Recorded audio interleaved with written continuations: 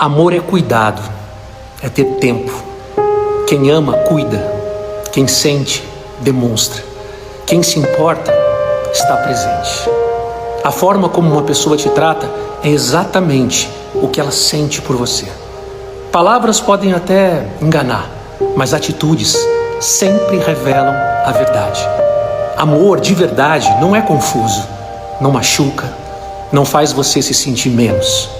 Amor que é amor te traz paz, segurança, reciprocidade. Não precisa implorar por atenção, por respeito, por carinho, porque quem enxerga o seu valor te trata como prioridade e não como opção.